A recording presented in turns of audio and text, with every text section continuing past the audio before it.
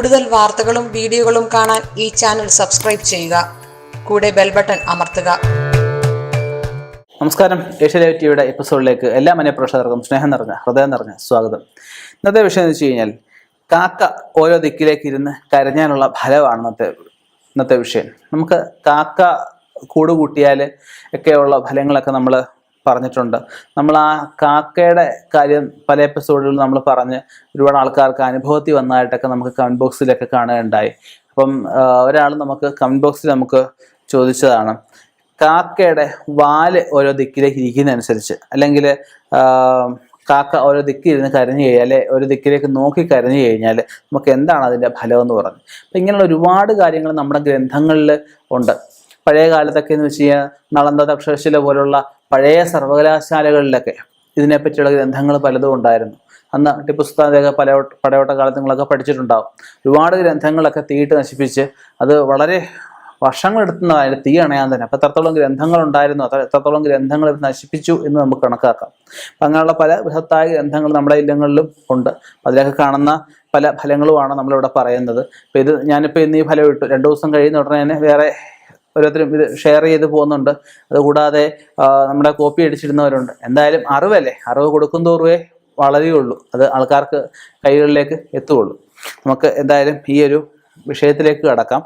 കാക്ക നമുക്ക് ഇരുന്ന് കിഴക്ക് ദിക്കിലേക്ക് നോക്കിയിരുന്ന കരയുന്നൊരിക്കലും പടിഞ്ഞാറ് ദിക്കിൽ നിന്ന് നമുക്ക് എന്തെങ്കിലും ഭാഗ്യം വരാനുണ്ട്, അതായത് പടിഞ്ഞാറ് ദിക്കിൽ നിന്ന് കിട്ടാത്ത എന്തെങ്കിലും വസ്തുക്കൾ കിട്ടാനുണ്ടെന്നുള്ള അവസ്ഥ പറയാം.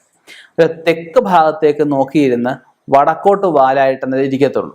വടക്ക് ഭാഗത്ത് നിന്ന് കണക്കാക്കണ്ടേ, വടക്ക് ഭാഗത്ത് നിന്ന് നമുക്കൊരു മരണ വാർത്ത കേൾക്കാൻ, അല്ലെങ്കിൽ ഒരാൾക്ക് രോഗശയ്യയിൽ കിടക്കുന്ന വാർത്ത കേൾക്കാൻ അവസരം അല്ലെങ്കിൽ ഒരു സാധ്യത ഉണ്ടെന്നാണ് പറയപ്പെടുന്നത്. അതുപോലെ കാക്ക നമുക്ക് വടക്ക് പടിഞ്ഞാറ് ഭാഗത്തേക്ക് ദർശനമായിട്ടിരുന്നിട്ട് നമുക്ക് കിഴക്ക് തെക്ക് ഭാഗത്തേക്കൊക്കെ ദർശനമായിട്ട് കരയുകയാണ് എന്നൊരിക്കൽ നമുക്ക് വീട്ടിലോ അല്ലെങ്കിൽ നമ്മുടെ സമീപപ്രദേശങ്ങളിലോ എവിടെയെങ്കിലും അഗ്നിബാധ കേൾക്കാനുള്ള സാധ്യത പറയപ്പെടുന്നുണ്ട്. പിന്നെ വടക്ക് പടിഞ്ഞാറ് ദിക്കിൽ കാക്ക ഇരുന്നിട്ട് നമുക്ക് തെക്കോട്ട് നോക്കി, അല്ലെ തെക്ക് പടിഞ്ഞാറ് ദിക്കിലേക്ക് നോക്കിയാൽ കരയുന്നൊരിക്കൽ നമുക്ക് രോഗങ്ങൾ എന്തെങ്കിലും വരാനുള്ള അവസ്ഥയിലൊക്കെ പറയപ്പെടുന്നുണ്ട്. അതുപോലെ തന്നെ കാക്ക ഇനി തെക്ക് ഭാഗത്തിരുന്നിട്ട് കിഴക്ക് അല്ലെ കിഴക്ക് വടക്ക് ഭാഗത്തേക്ക് നോക്കി പറയുകയാണെന്നുണ്ടെങ്കിൽ നമുക്ക് നാട് വിട്ടുപോയ ആരെങ്കിലും തിരിച്ചു വരാനുള്ളൊരു സാധ്യത പറയപ്പെടുന്നുണ്ട്. അതുപോലെ കാക്ക കിഴക്കോട്ട് ദർശനമായിട്ട് നേരെ ഇരുന്നിട്ട് ഭയങ്കരമായിട്ട് അലമുറയിട്ട് കരയുകയാണെന്നുണ്ടെങ്കിൽ കുട്ടികൾക്ക് എന്തെങ്കിലും രോഗം വരാനുള്ള സാധ്യത പറയുന്നുണ്ട്. അതുപോലെ കാക്കകൾ പരസ്പരം തല്ല് പിടിക്കുക, ഒരു കാക്കയ്ക്ക് ശരീരത്തിന് മുറിവേറ്റ് വീഴുന്ന അവസ്ഥയിലൊക്കെ നമുക്ക് ശത്രു വിഷയം പറയാനുണ്ട്. അതുപോലെ ഇങ്ങനൊരു വിഷയം നമുക്ക് വീടിൻ്റെ തെക്ക് ഭാഗത്തു നിന്നാണ് ഉണ്ടാകുന്നിരിക്കൽ നമുക്ക് വീട്ടിൽ തന്നെ കലഹത ഉണ്ടാകാൻ സാധ്യതയുള്ള അവസ്ഥ പറയാം. വടക്ക് ഭാഗത്തായിരുന്നൊരിക്കൽ നമുക്ക് വസ്തു തർക്കങ്ങളോ അതിർത്തി പ്രശ്നങ്ങളോ അയൽക്കാരുമായിട്ട് പ്രശ്നങ്ങളോ ഒക്കെ ഉണ്ടാകും. ഇനി പടിഞ്ഞാറ് ഭാഗത്തിരുന്നാണ് കാക്ക വഴക്കമുണ്ടാക്കുന്നത് അല്ലെങ്കിൽ കൊത്തിരുന്നൊരിക്കൽ ബന്ധുക്കളുമായിട്ട് എന്തെങ്കിലും സാമ്പത്തിക ഇടപാടിൻ്റെ പേരിലോ അല്ലെ സാമ്പത്തികം ചോദിച്ചിട്ട് കൊടുക്കാത്തതിൻ്റെ പേരിലോ കലഹത ഉണ്ടാവാൻ സാധ്യത പറയാം. ഇനിയും നമുക്ക് കിഴക്ക് വടക്ക് ഭാഗത്തിരുന്ന് കാക്കകൾ കാരണമായിട്ട് കരഞ്ഞ് ബാക്കി കാക്കകളെ കൂട്ടുകയാണെങ്കിൽ ആ ഗ്രാമത്തിലോ അല്ലെങ്കിൽ ആ സമീപപ്രദേശങ്ങളിലോ എവിടെയെങ്കിലുമൊക്കെ എന്തെങ്കിലും ഈ ഉരുളുപൊട്ടൽ അങ്ങനെയുള്ള എന്തെങ്കിലുമൊക്കെ മാരികൾ എന്തെങ്കിലും മഹാമാരികൾ എന്തെങ്കിലും വരാൻ സാധ്യതയുള്ള അവസ്ഥയിൽ ഒക്കെ പറയാം. അപ്പം ഞാനീ പറഞ്ഞൊക്കെ പൊതുഫലങ്ങളാണ് കേട്ടോ. ഇത് 100% സംഭവിച്ചോണം എന്നുള്ളതല്ല ഞാനീ പറഞ്ഞത്. നമുക്ക് ഇതിലൊരു 100% വ്യക്തത ആവശ്യമെങ്കിൽ നമുക്ക് ലക്ഷണശാസ്ത്ര പ്രകാരം അത് കവടിപ്രശ്നം കൂടെ വെച്ച് നോക്കണം. കവടിപ്രശ്നം കൂടെ വെച്ച് നോക്കിയിട്ട് നമുക്ക് ആ കാക്ക കരയുന്നതനുസരിച്ച്, പഴയ കാലത്ത് പൊതുവായിട്ട് പറയുന്നത് കാക്ക ഇരുന്ന് കരഞ്ഞു കഴിഞ്ഞാൽ അതിൻ്റെ വാൽ ഏത് ദിക്കിലേക്കാണോ ആ ഭാഗത്തുനിന്ന് അതിഥികൾ വരുമെന്നാണ് പറയുന്നത്. ഒന്നിലധികം ആൾക്കാർ പച്ചക്കറി വീട്ടിൽ അരിഞ്ഞു കഴിഞ്ഞാൽ അതിഥികൾ വരും എന്നൊക്കെ പഴയ കാലത്ത് പറയാറുണ്ട്. പച്ചക്കറി അരിയുമ്പോൾ കാക്ക കരഞ്ഞാൽ, അരി ഇടുമ്പോൾ കാക്ക കരഞ്ഞാലൊക്കെ അതിഥികൾ വരുമെന്ന് പറയാറുണ്ട്. അപ്പം ആ വാഴ ദിക്കുന്ന സാറിന് ചില ദിക്കിൽ നിന്ന് അതിഥികൾ വന്നു വിടാറുമുണ്ട്.